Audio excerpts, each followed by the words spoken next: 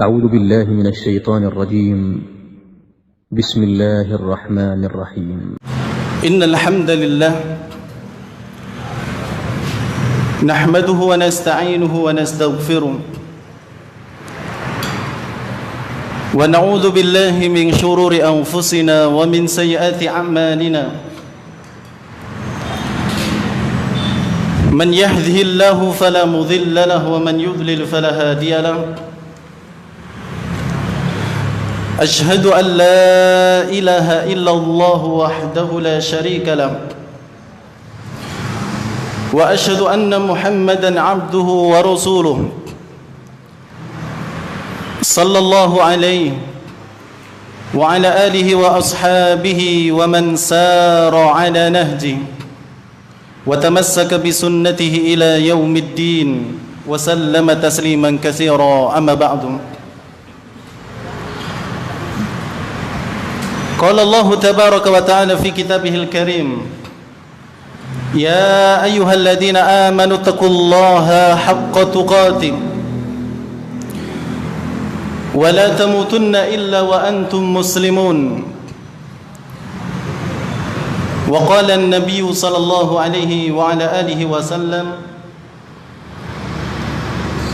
إن أصدق الحديث كتاب الله وخير الهدي هدي محمد صلى الله عليه وسلم وشر الأمور محدثاتها فإن كل محدثة في الدين بدعة وكل بدعة ضلالة وكل ضلالة في النار. Ma'syaral qaum muslimin wal muslimat rahimani wa rahimakumullah. Pertama, marilah kita panjatkan puji dan syukur kepada Allah Tabaraka wa Ta'ala yang telah memberikan kepada kita berbagai macam kenikmatan, yang telah memberikan kepada kita berbagai macam karunia, sehingga dengan sebab nikmat Allah tersebut kita bisa melaksanakan dan melakukan aktivitas kita.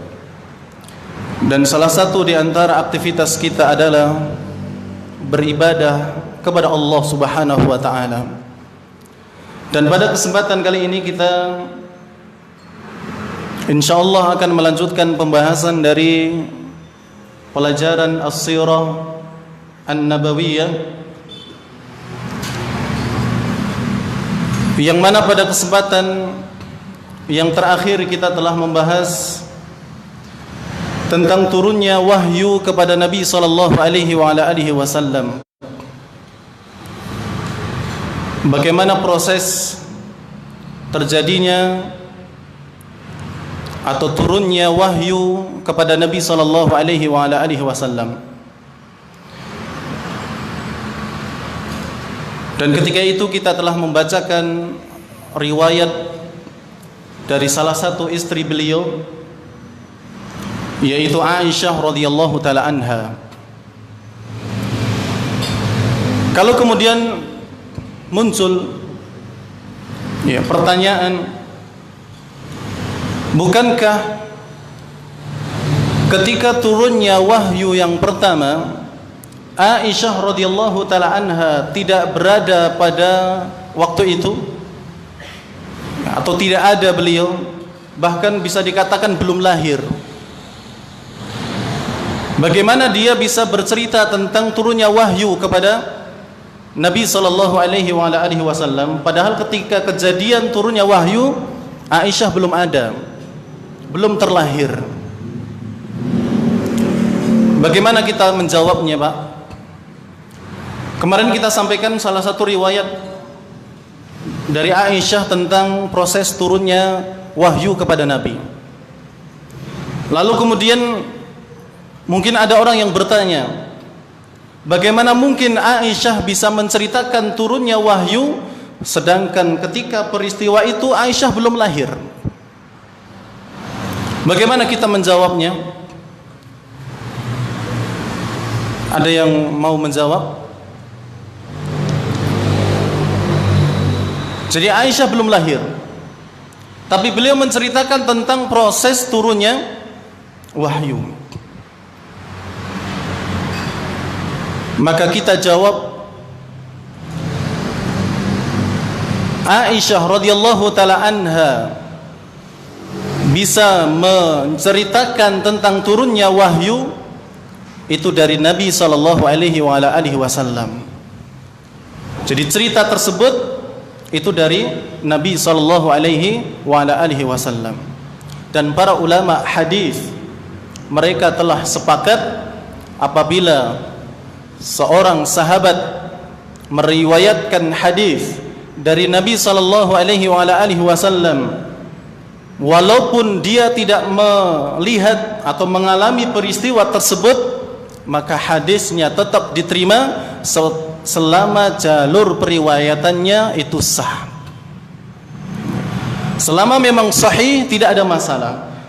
Demikian pula Aisyah radhiyallahu taala anha, ketika terjadi peristiwa turunnya wahyu kepada Rasulullah, Aisyah belum lahir. Tapi salah satu riwayat yang menyebutkan tentang turunnya wahyu kepada Rasulullah, riwayat dari Aisyah. Dan riwayat dari Aisyah itu sah, maka tidak ada masalah walaupun beliau tidak mengalami peristiwa turunnya wahyu kepada Nabi sallallahu alaihi wasallam. Adapun malam hari ini ikhwani fillah, dan kita akan fokus kepada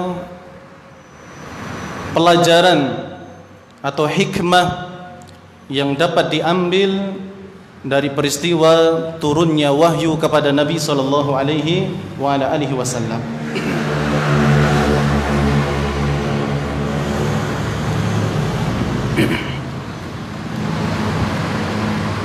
Akan tetapi sebelumnya ikhwani fillah,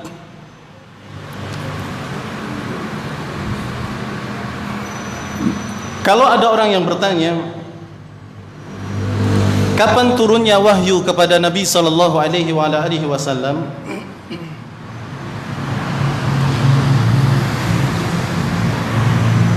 Maka jawabannya adalah bahwa para ulama berselisih pendapat tentang kapan turunnya wahyu kepada Nabi sallallahu alaihi wasallam dalam hal tanggal dan bulannya. Jadi tentang tanggal dan bulannya para ulama berselisih pendapat kapan turunnya wahyu kepada Nabi sallallahu alaihi wasallam. Tapi para ulama bersepakat bahwa hari turunnya wahyu kepada Rasulullah itu hari Senin. Ya, turunnya wahyu kepada Nabi sallallahu alaihi wasallam itu hari Senin, dan seluruh ulama sepakat untuk hal ini.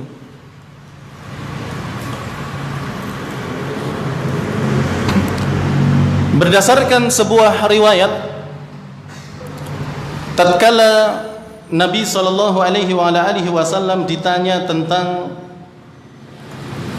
hari Senin,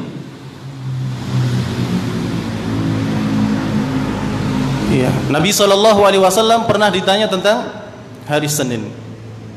Kemudian beliau menjawab, hari Senin adalah hari di mana aku dilahirkan dan juga hari di mana wahyu pertama kali turun kepadaku. Maka berdasarkan riwayat ini, maka ulama sepakat bahwa wahyu yang turun kepada Rasulullah itu pada hari Senin. Namun mereka berselisih pendapat tentang tanggal dan juga bulan. Ya, apalagi bulan atau apalagi tanggal, orang bulan saja para ulama berselisih pendapat. Sebagian ada yang mengatakan bahwasannya bulan di mana Rasulullah diturunkan wahyu itu pada bulan Rabiul Awal. Iya, pada bulan Rabiul Awal itu Rasulullah mendapatkan wahyu.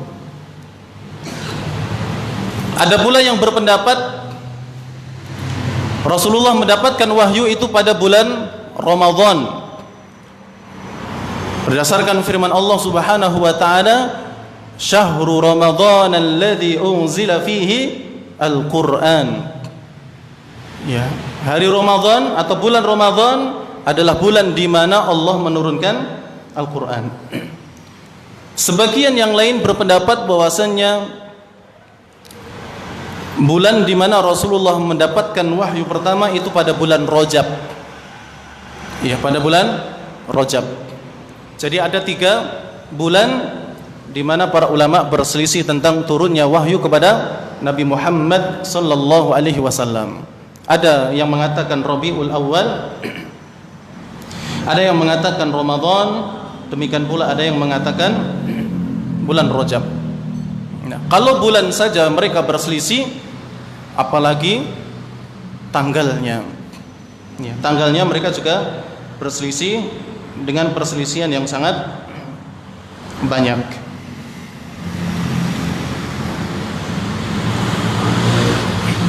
Al-Imam Ibnul Qayyim rahimahullahu ta'ala, beliau pernah mengatakan, wala khilafa anna mab'atsahu sallallahu alaihi wasallam kana yaumal itsnain. Ibnul Qayyim mengatakan tidak ada perselisihan pendapat di kalangan para ulama bahwa hari di mana Nabi sallallahu alaihi wasallam diutus atau diangkat menjadi seorang nabi itu pada hari Senin. Ini tidak ada khilaf di kalangan para ulama, tidak ada perbedaan pendapat. Waqtulifa fi syahril mab'ats, akan tetapi diperselisihkan tentang bulan di mana Nabi sallallahu alaihi wasallam diutus menjadi seorang nabi. Ada yang mengatakan Ramadan, ada yang mengatakan Rajab, demikian pula Rabiul Awal. Jemaah yang dirahmati oleh Allah Subhanahu wa taala, selanjutnya ada beberapa pelajaran yang dapat kita petik dari peristiwa turunnya wahyu kepada Nabi sallallahu alaihi wasallam.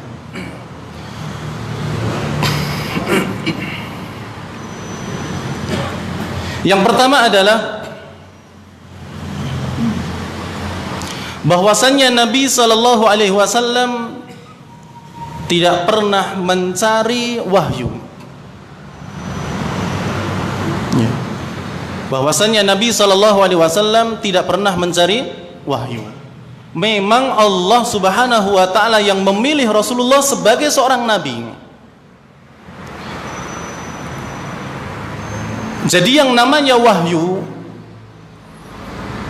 itu tidak bisa dicari atau apalagi dibuat-buat. Ya, wahyu itu tidak bisa dicari. Bahkan ketika Nabi sallallahu alaihi wasallam menyendiri di Gua Hira, itu bukan karena beliau ingin mencari wahyu, bukan. Tapi tujuan beliau menyendiri di Gua Hira adalah untuk beribadah kepada Allah dan untuk uzlah, menjauh dari masyarakat yang ketika itu bergelimangan dengan kemaksiatan. Ya. Makanya ketika kita membahas tentang ibadahnya Rasulullah di Gua Hira itu apa, sebagian ulama mengatakan apa kemarin? Bahwa menyendirinya Rasulullah di Gua Hira itu memang menjauh dari kemaksiatan yang terjadi di kota Makkah. Dan dengan cara menjauh itu merupakan ibadah kepada Allah Subhanahu wa taala.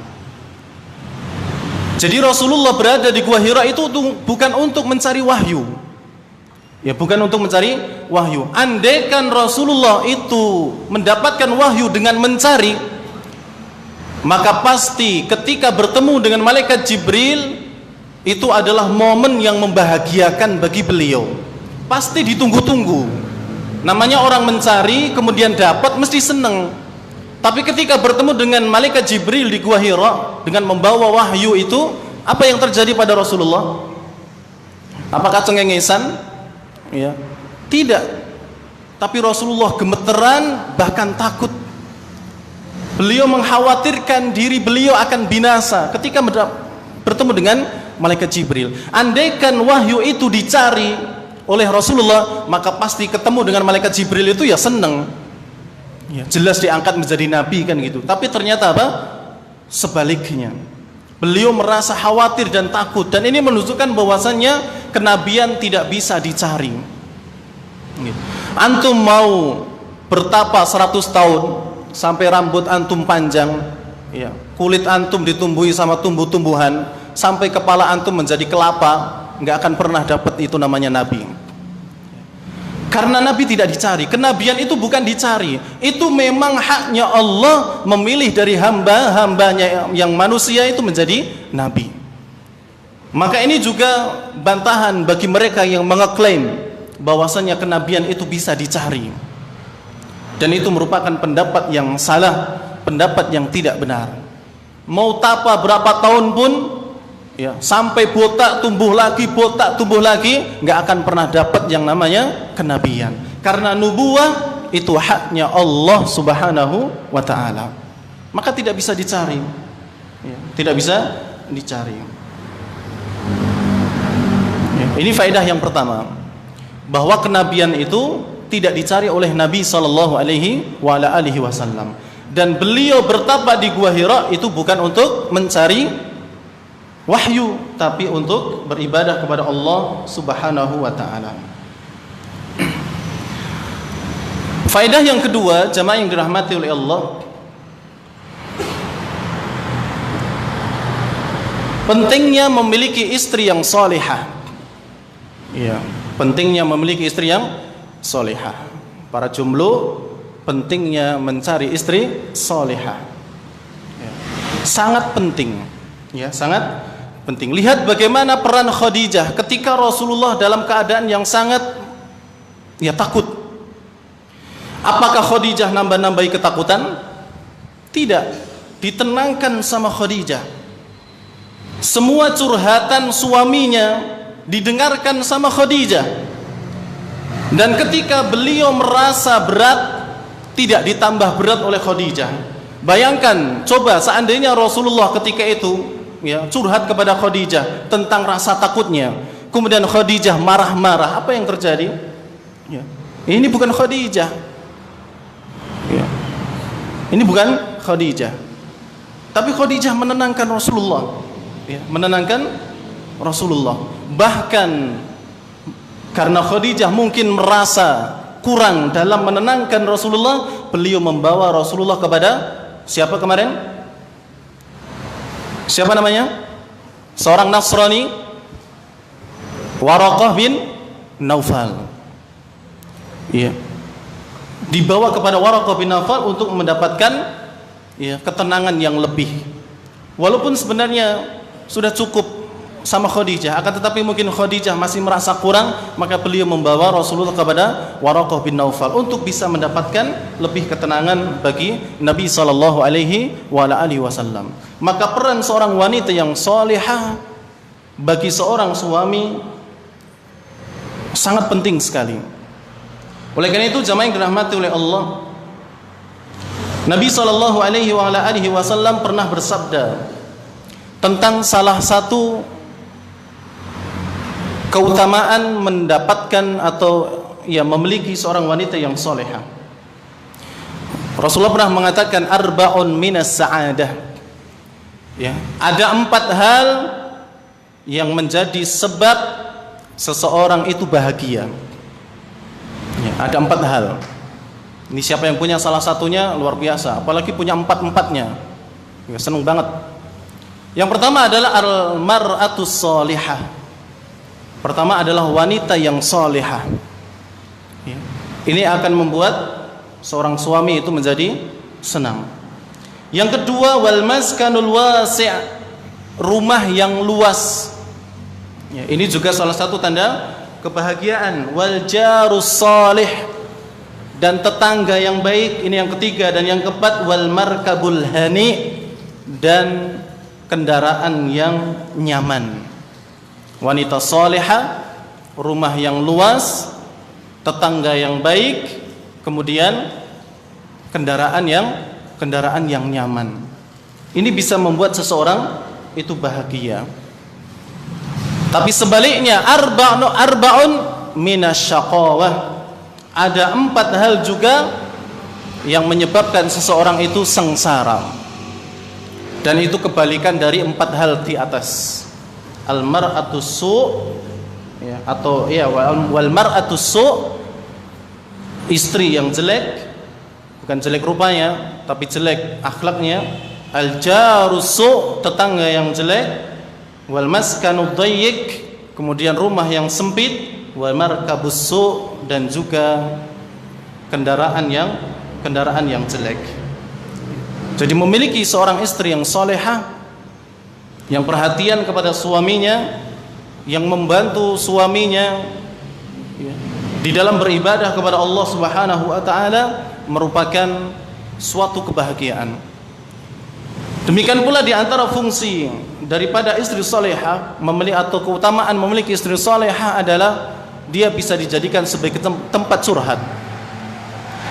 Tentu setelah kepada Allah Subhanahu wa taala. Maka bagaimanapun ya kedudukan istri kita ataupun suami kita mungkin, maka tatkala mengeluh dan mengadu hendaknya pertama kali kepada Allah Subhanahu wa taala. Karena dialah yang bisa ya menghilangkan apa yang kita rasakan. Mengeluh itu kepada Allah. Sebagaimana Nabi Ya'qub alaihi salam, ya, ayahnya Nabi Yusuf alaihi salam, beliau pun mengadukan keluh kesahnya kepada Allah. Ya, beliau mengatakan di dalam Al-Qur'an, ya, innama ashku bathi wa huzni ila Allah. Sesungguhnya aku hanya mengeluh atau mengeluhkan kesedihanku kepada Allah Subhanahu wa taala. Jadi ketika kita mendapatkan suatu ujian, mendapatkan suatu musibah, maka keluh kesah kita ini sampaikan kepada Allah, baik dengan salat atau dengan berdoa atau dengan ibadah-ibadah yang lain. Maka sampaikan keluh kesah kita ini kepada Allah Subhanahu wa taala. Setelah itu baru kemudian kepada manusia, kepada istri kita, kepada orang tua kita, ya, baru mereka. Tapi sebelumnya itu hanya kepada Allah Subhanahu wa taala. Kemudian yang selanjutnya, ikhwani fillah, di antara faedah yang dapat kita ambil dari kisah turunnya wahyu kepada Rasulullah adalah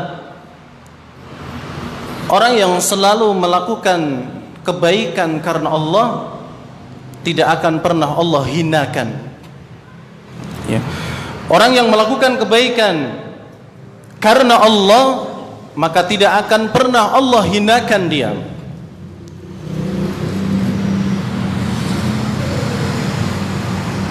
Dan inilah yang kemudian digunakan oleh Khadijah untuk menenangkan Nabi SAW. Ya.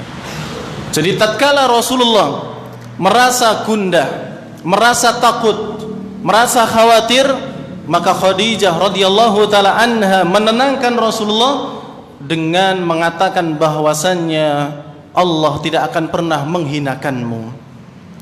Abshir, bergembiralah wahai suamiku, wallah, demi Allah, la yukhzika Allahu abada, demi Allah, Allah tidak akan pernah menghinakanmu.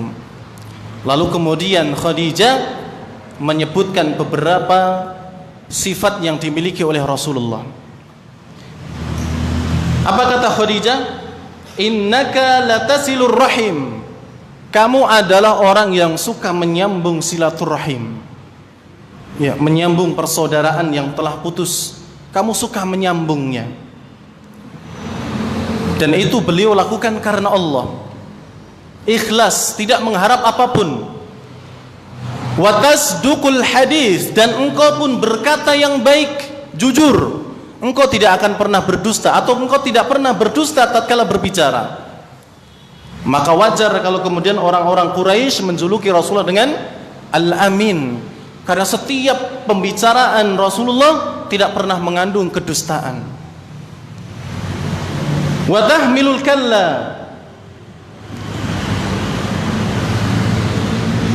engkau juga menanggung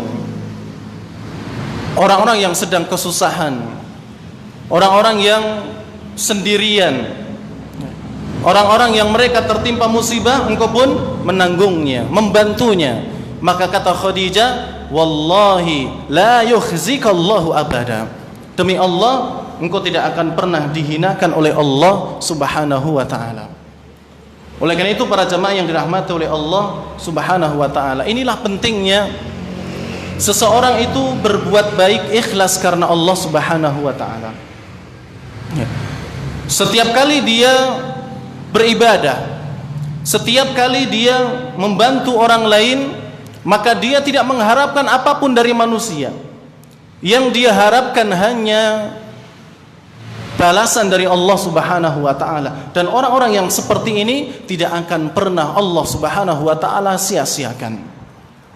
Selama kita benar-benar ikhlas di dalam beribadah, di dalam membantu orang lain, maka ketahuilah Allah Subhanahu wa taala tidak akan pernah menyia-nyiakannya.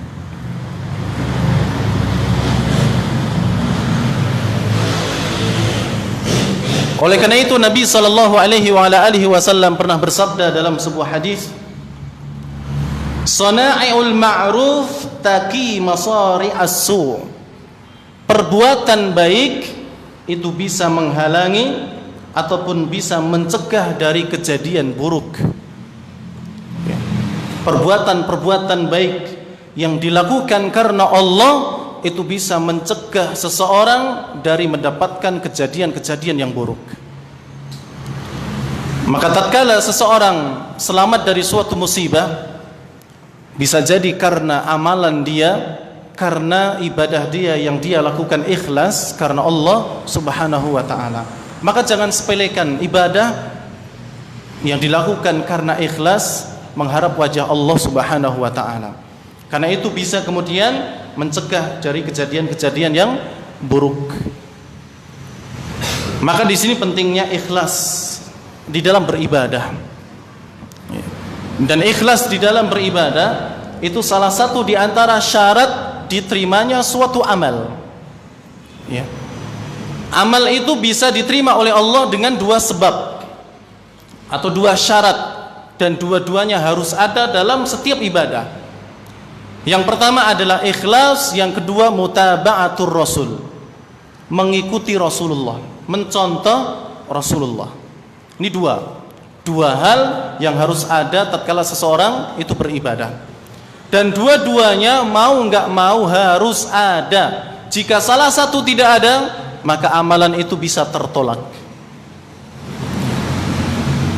Misalnya ikhwani fillah, ada orang yang sangat ikhlas sekali di dalam beribadah. Bahkan mungkin dikatakan orang ini ikhlasnya melebihi ikhlasnya satu dunia, satu orang yang ada di dunia. Paling ikhlas ya dia.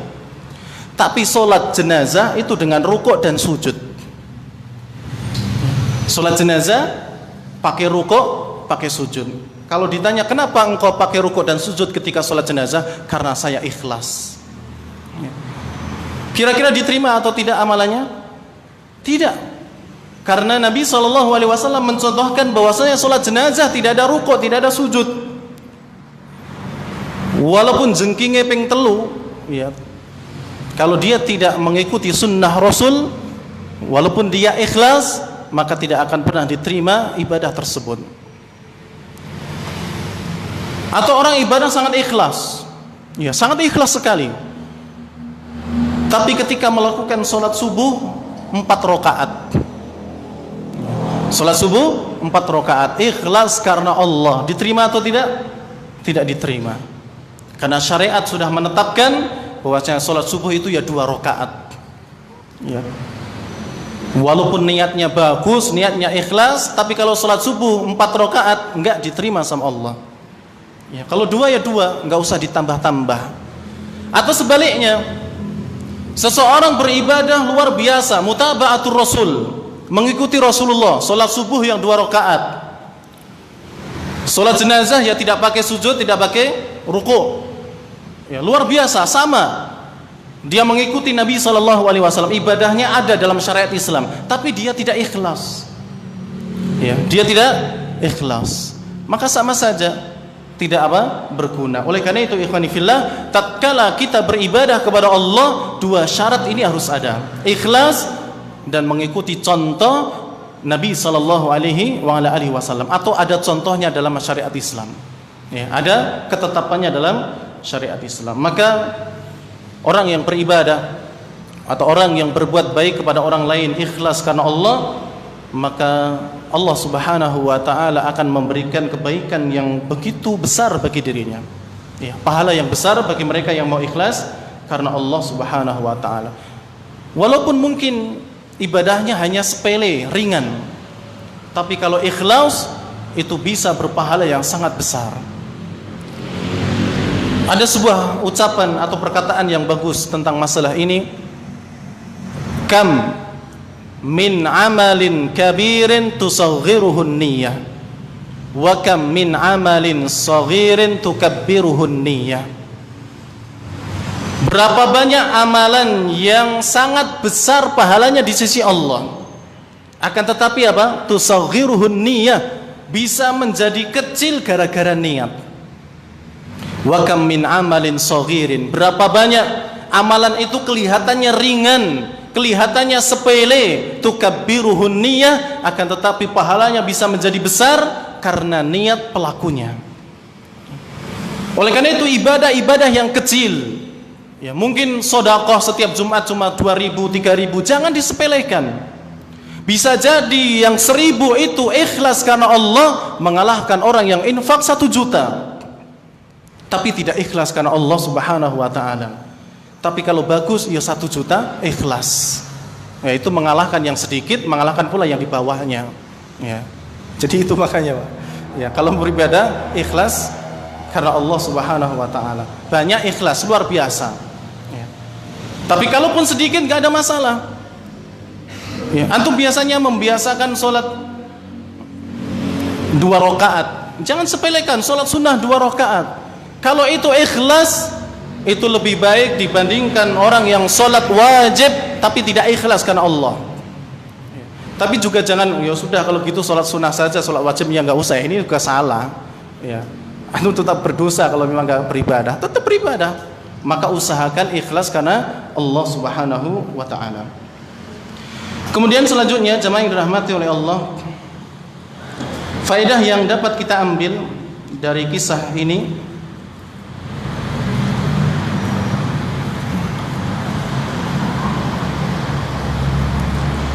bolehnya memuji orang lain di hadapannya. Ya, bolehnya memuji orang lain di hadapannya jika ada maslahat. Jika ada maslahat. Ada yang masih ingat dalil yang menunjukkan tentang kisah turunnya wahyu kepada Rasulullah? Dalil yang menunjukkan bahwasanya boleh seseorang memuji orang lain di hadapannya. Ada yang tahu? Ada hadiah peci, tinggal 2. Al-Qur'annya sudah habis, alhamdulillah. Ya. Nanti kalau mau nambah lagi setelah Ramadan boleh, Mas. Ya. Hadiahnya peci, karena tinggal peci saja. Kisah di Aisyah kemarin yang menunjukkan bahwa boleh seseorang itu memuji orang lain di hadapannya. Walaupun memuji orang lain di hadapannya hukum asalnya haram, tidak boleh. Ya, tapi kalau ada maslahat boleh. Ada yang bisa jawab? Baru saja saya sampaikan tadi. Atau mudahnya perkataan siapa ke siapa gitu aja lah. Ada yang tahu? Nggak ada yang berani mengacungkan tangan? Yaitu pujian Khadijah kepada Rasulullah, langsung diberikan ketika itu. Dan itu boleh karena ada maslahat. Maslahatnya apa? Kebaikannya apa? Untuk menjadikan Rasulullah lebih tenang lagi. Ya, itu boleh. Tapi hukum asalnya memuji orang lain di hadapannya itu nggak boleh. Ya, maka jangan suka muji-muji orang lain di hadapannya orang tersebut kalau tidak ada maslahatnya, kalau tidak ada kebaikan di balik pujian tersebut. Ya, karena terkadang pujian itu teror.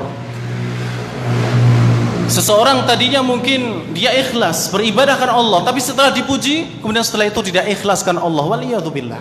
Bahaya, pujian itu teror. Ya, terkadang. Ya dipuji-puji baru jeglok ke bawah, bahaya. Ibadahnya sudah tidak lagi ikhlas karena Allah Subhanahu wa taala. Bahkan dalam riwayat disebutkan Rasulullah memerintahkan kepada kita, kalau ada orang yang memuji kamu di hadapanmu sendiri, taburkan pasir atau tanah kepada mukanya. Bayangkan, Pak. Ya. Kon nyiram pasir. Wah, Ustaz ini Masya Allah, Ustaz langsung diantem ke pasir gitu ya. Ya. Ini perintah. Tapi memang maknanya ada yang mengatakan berbeda. Maknanya bukan secara zahir. Ya. Tapi supaya orang yang mengatakan tersebut ya dibalas dengan mengatakan kamu ini dan saya itu terbuat dari tanah. Jadi nggak usah macem-macem. Ya. Kamu nggak usah muji saya nggak usah dipuji. Ya, kita ini sama-sama dari tanah dan akan kembali ke tanah. Ya. Itu sebagian ulama yang memaknai kalimat Nabi SAW tersebut. Ini pernah dilakukan oleh Mikdad. Ya. Ada orang yang memuji salah satu pemimpin, maka langsung Mikdad ini mengambil tanah ya di genggamannya, kemudian ditaburkan kepada orang tersebut seraya mengatakan ini adalah perintah Rasulullah SAW, atau kami diperintah oleh Rasulullah untuk menaburkan tanah ke muka orang yang suka memuji-muji di hadapannya. Ya, jadi sekali lagi memuji di hadapan orang secara langsung itu boleh, akan tetapi kalau ada maslahat, ya, walaupun asal memuji orang di hadapannya adalah haram dan tidak diperbolehkan. Kemudian jamaah yang dirahmati oleh Allah, kita singkat. Di antara faedah yang dapat kita ambil pula adalah bahwa dakwah kebenaran itu pasti akan ada musuhnya. Ya, dakwah kebenaran itu pasti memiliki musuh. Dan itu sudah dialami oleh Nabi SAW dan sebelumnya sudah diingatkan oleh Waraqah bin Naufal. Ya. Tidaklah seseorang yang datang dengan membawa seperti yang engkau bawa wahai Muhammad illa audia, kecuali pasti dia dimusuhi. Jadi sudah menjadi sunatullah orang yang berdakwah dengan dakwah kebaikan, orang yang mengajak kepada kebaikan pasti ada musuhnya. Ada saja orang yang mengganggu, ada saja orang yang tidak suka, dan itu sudah menjadi sunnatullah. Nanti bisa dilihat di dalam surat Al-Furqan ayat 31 dan juga surat Al-An'am ayat 112. Al-Furqan ayat 31 dan Al-An'am ayat 112 yang menunjukkan bahwasannya setiap nabi itu pasti memiliki musuh, baik dari golongan manusia ataupun dari golongan jin. Kemudian yang selanjutnya jamaah yang dirahmati oleh Allah Subhanahu wa taala,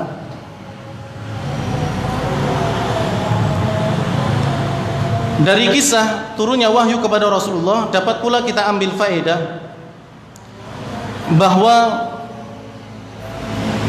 Nabi SAW sangat mencintai kota Mekah, sangat mencintai kota Mekah.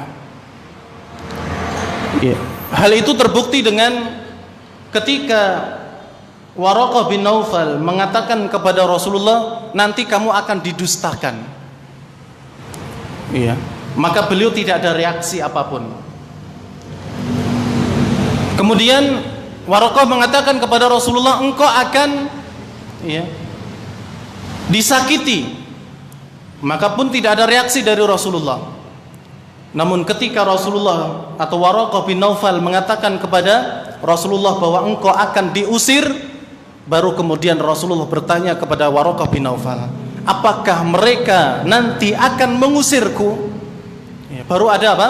Ada reaksi. Dan kata para ulama, ini menunjukkan bahwasannya Rasulullah sangat mencintai kota Mekah. Atau sesuatu yang fitrah kalau seseorang itu cinta dengan tempat kelahirannya dan tidak mau berpisah dengan tempat kelahirannya. Itu sesuatu yang wajar. Dan itu yang dialami oleh Nabi kita Muhammad SAW. Ketika dikatakan kamu akan disakiti, beliau tidak ada masalah. Engkau akan didustakan, bagi beliau juga mungkin tidak masalah. Tapi setelah dikatakan engkau akan diusir dari kota Makkah, baru beliau mengatakan, meyakinkan dirinya, apakah mereka akan mengusirku? Ya, baru ada reaksi. Oleh karena itu ketika Rasulullah ingin meninggalkan kota Makkah, beliau mengatakan, ma'at yabaki min baladin, sungguh engkau adalah negeri yang sangat baik. Wa ahabbaki ilayya, dan engkau adalah negeri yang paling aku cintai. Walaula anna qaumi akhrajuni minki ma sakantu ghairak, kalau seandainya bukan karena kaumku yang mengusirku darimu, maka niscaya aku tidak akan bertempat tinggal di selain tempat darimu, yaitu selain di Mekah. Tidak mungkin, pasti aku akan tetap berada di Mekah. Ini menunjukkan bahwasanya Rasulullah sangat cinta dengan Mekah dan menunjukkan akan keutamaan kota Mekah.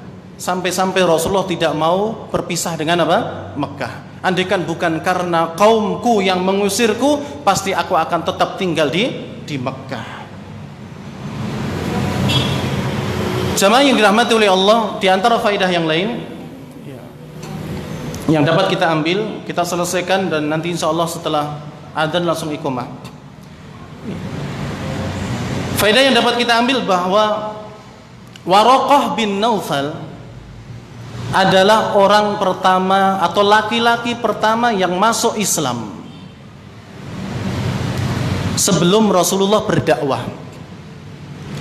Atau singkatnya gini, laki-laki yang pertama masuk Islam sebelum Rasulullah berdakwah adalah Waraqah bin Naufal. Atau saya balik lagi, Waraqah bin Naufal adalah laki-laki pertama yang masuk Islam sebelum Rasulullah berdakwah. Kalau setelah Rasulullah berdakwah, siapa yang laki-laki pertama kali masuk Islam? Angkat tangan yang bisa jawab. Siapa mas? Abu Bakar As-Siddiq. Masya Allah. Iya. Setelah Rasulullah berdakwah, laki-laki pertama yang masuk Islam adalah Abu Bakar As-Siddiq. Tapi kalau sebelum Nabi diangkat menjadi Nabi atau sebelum berdakwah, dia adalah Waraqah bin Naufal. Kenapa mas maju? Iya, ini mas. Iya, silakan pilih. Nggih, barakallahu fiik. Ya, bercanda ya mas, santai aja ya. Karena saya lirik sudah siap-siap. Masya Allah ya. Jadi Waraqah bin Naufal adalah laki-laki pertama yang masuk Islam sebelum Rasulullah berdakwah. Kalau ada yang bertanya, benarkah Waraqah bin Naufal itu masuk Islam?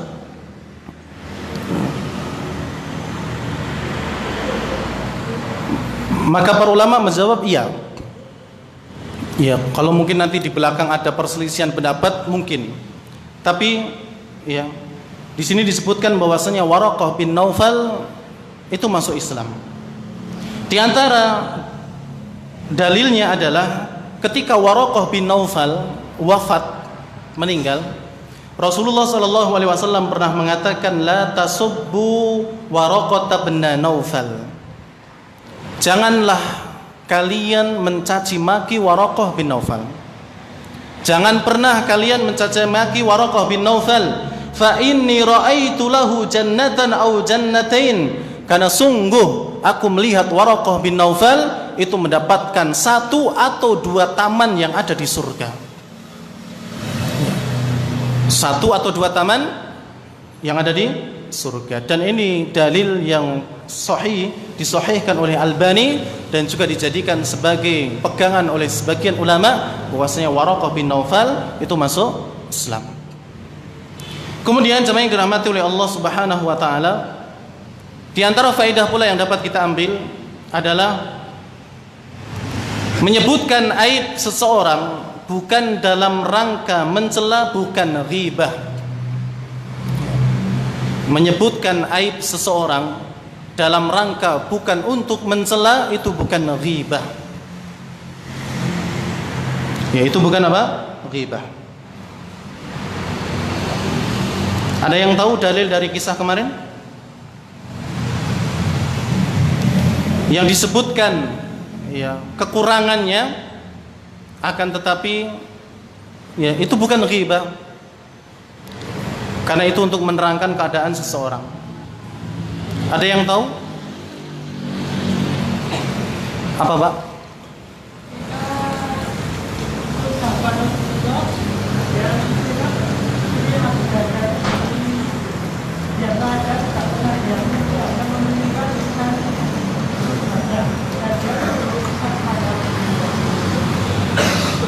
Ya, itu salah satu dalil juga.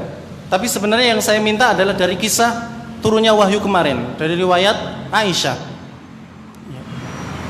Jadi yang kisahnya Abu Darda itu, ya, kemudian istrinya menyebutkan keadaan Abu Darda kepada Rasulullah, ya, bahwa Abu Darda sangat sering sekali ibadah, seakan-akan tidak bodoh dengan istrinya. Ini memang disebutkan, ya, beberapa kelemahannya, akan tetapi ini bukan ghibah, ya. Ini bukan ghibah, dan itu tidak mengapa kalau memang untuk mencari solusi. Tapi kalau yang dari kisah kemarin, bisa nggak Pak mencarinya yang kemarin? Jadi dalam riwayat Aisyah itu disebutkan ada satu kekurangan dari salah satu dari 3 orang yang disebutkan dalam hadis, antara Waraqah bin Naufal, Khadijah dan Rasulullah.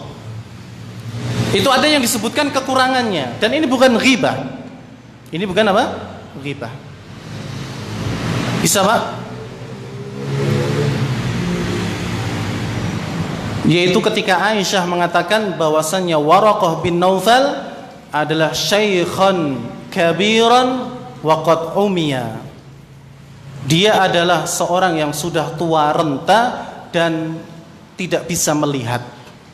Ya, Waraqah bin Naufal disebutkan oleh Aisyah radhiyallahu taala anha, ketika itu Waraqah bin Naufal adalah seorang laki-laki yang sudah apa? Tua renta. Dan beliau adalah orang yang sudah tidak bisa melihat. Ini kan kelemahan. Tapi menyebutkan ini dalam rangka bukan untuk mencela, itu bukan apa? Ghibah. Ya, itu bukan ghibah. Nggih, monggo Pak. Mboten napa-napa angsal peci, mangke kajenge sing maringi peci nambah malih mangke. Nggih, ngoten wae. Ya. Baik. Alhamdulillah hadiah sudah habis semua, dan ini yang bisa kita sampaikan tentang pelajaran yang dapat kita ambil dari kisah Nabi SAW, dan insyaallah kita akan lanjutkan di pertemuan yang akan datang kalau memang masih ada. Kalau tidak ada maka mungkin kita akan sambung setelah bulan Ramadan insyaallah taala. Semoga Allah Subhanahu wa taala memberikan keikhlasan kepada kita untuk selalu senantiasa beribadah kepada Allah dengan ikhlas, dan juga dimudahkan dalam segala urusan kita, dan semoga Allah Subhanahu wa taala mengumpulkan kita kelak nanti di surganya, dan semoga Allah menjadikan kita termasuk orang-orang yang beriman dan juga bertakwa kepadanya. Demikian kurang lebihnya saya mohon maaf. Saya akhiri, subhanakallahumma rabbana wa bihamdik asyhadu an la ilaha illa anta astaghfiruka wa atubu ilaik. Wassalamualaikum warahmatullahi wabarakatuh.